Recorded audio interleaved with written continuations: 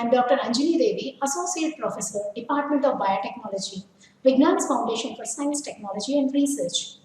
I'm handling the course Enzyme Technology.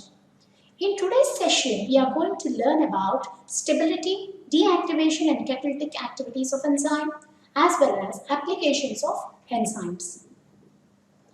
Until now, we have learned that enzyme is a biological catalyst.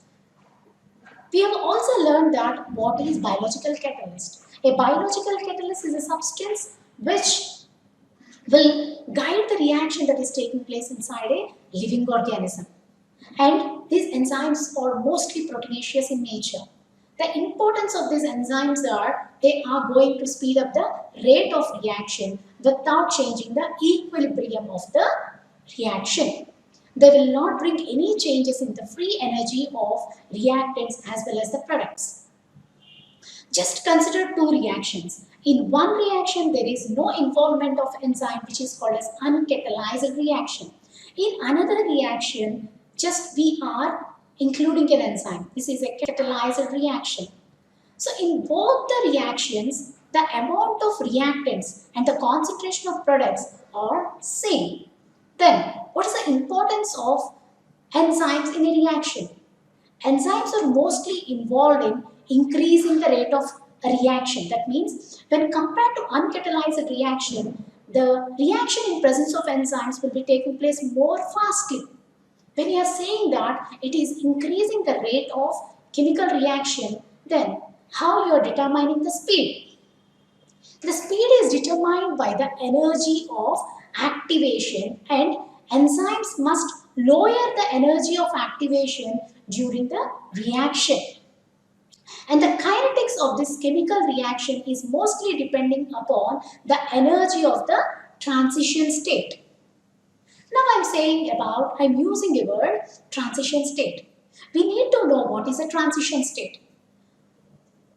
In this previous classes, I've told you that when an enzyme and a substrate are present, the substrate is coming and attaching to the active site of an enzyme, and there is a formation of enzyme substrate complex. And the state in which this enzyme substrate complex is formed is called as a transition state. So, the transition state is a transitory of molecular structure in which the molecule is no longer a substrate but not at a product. So, in the enzyme substrate complex, there is breaking of several bonds present in the reactants and some new bonds are formed which will be useful for the formation of product. And in our body or as well as in any other living system, all these chemical reactions must go through this transition state to form a product from a substrate molecule. I want you people to see this figure. Upon seeing this figure, we can analyze that the substrate is having certain amount of energy, and the substrate in presence of, just we'll analyze the reaction in presence of and in absence of an enzyme.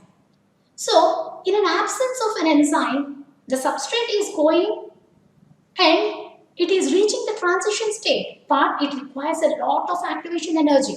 But in presence of enzyme, the substrate is reaching the transition state with low activation energy.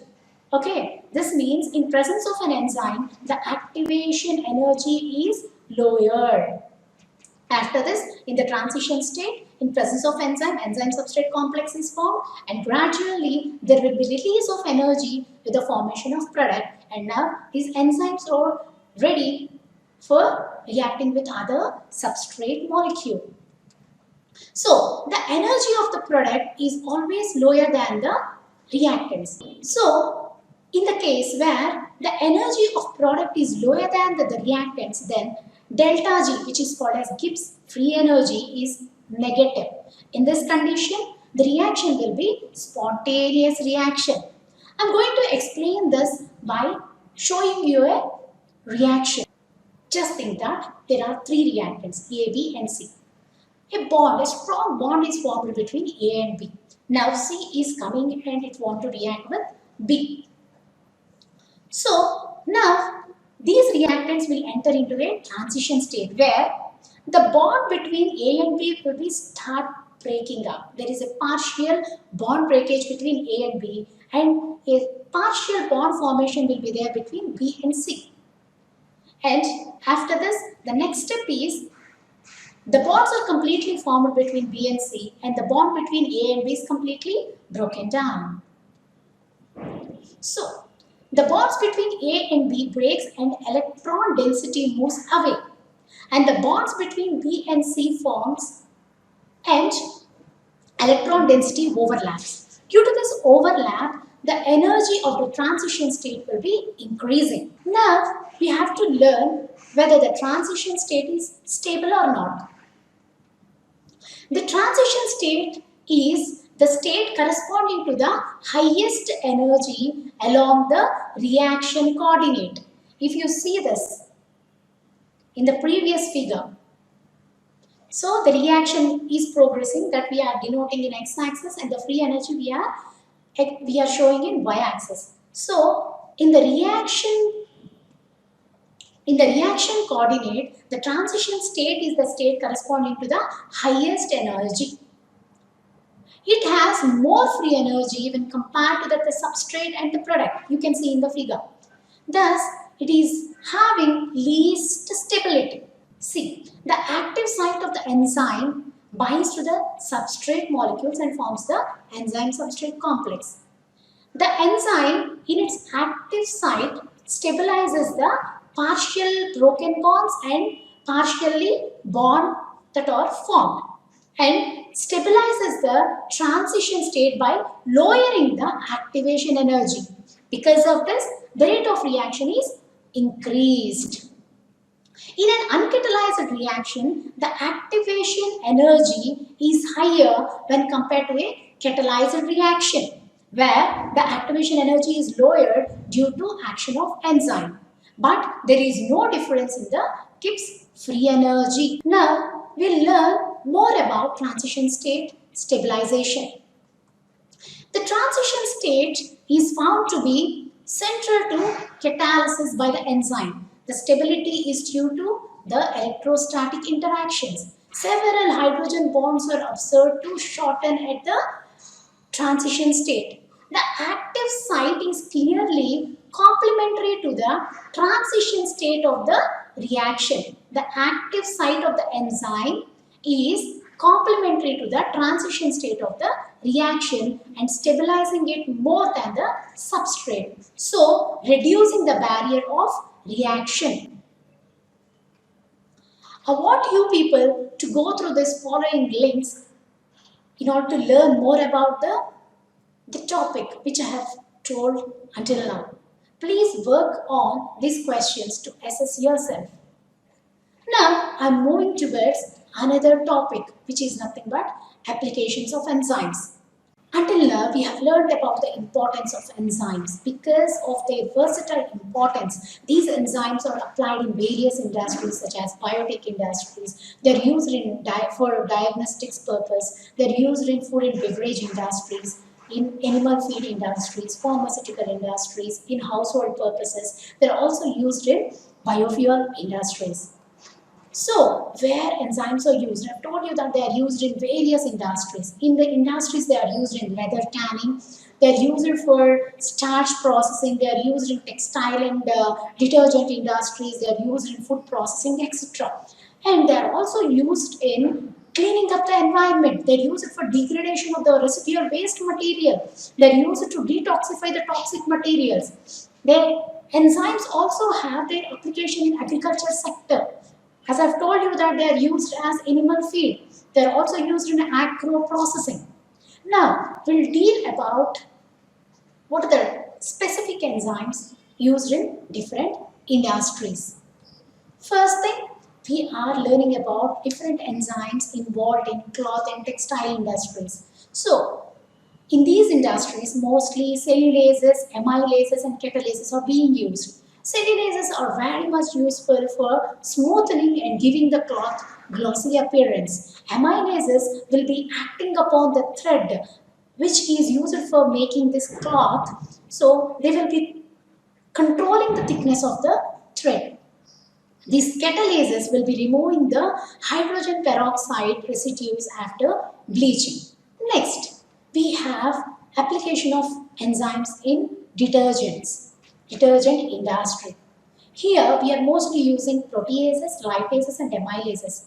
Proteases are used to remove the strains of protein nature, whereas amylases are used to break the strains of carbohydrate nature, whereas lipases are used to break the strains of grease, oil, butter, etc.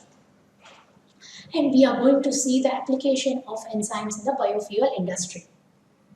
There are different generations of biofuels, first generation, second generation, third generation, and so on. In the first generation biofuels, mostly the food material or the food crops are being used for the generation of biofuels. There mostly amylases are being used.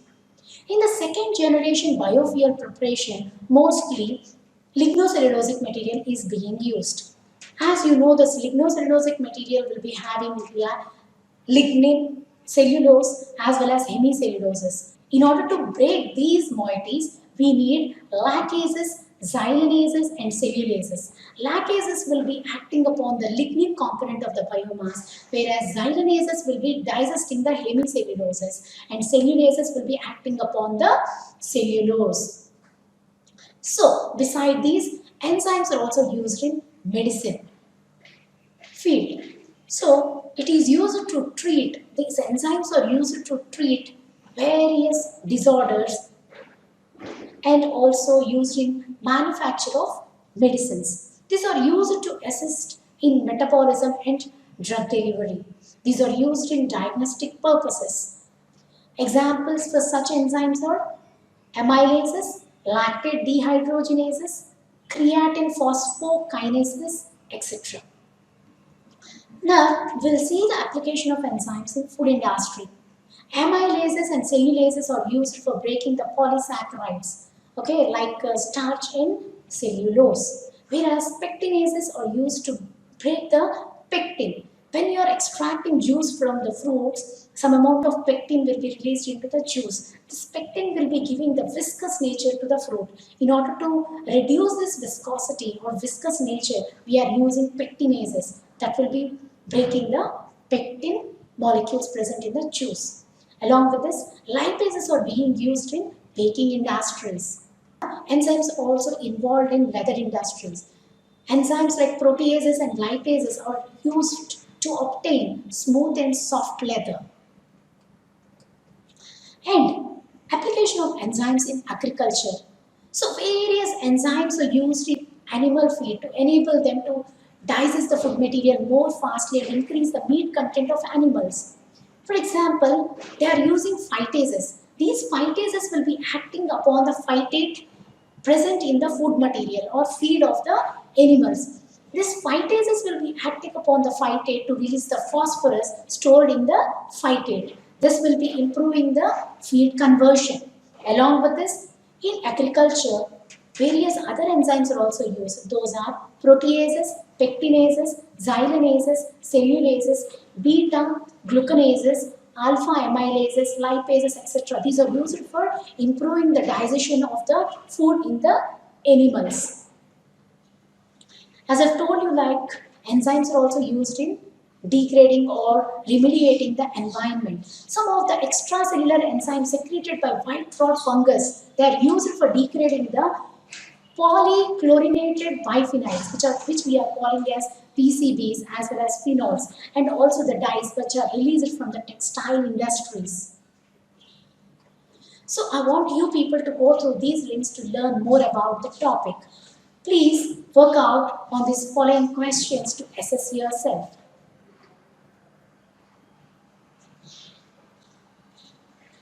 Thank you.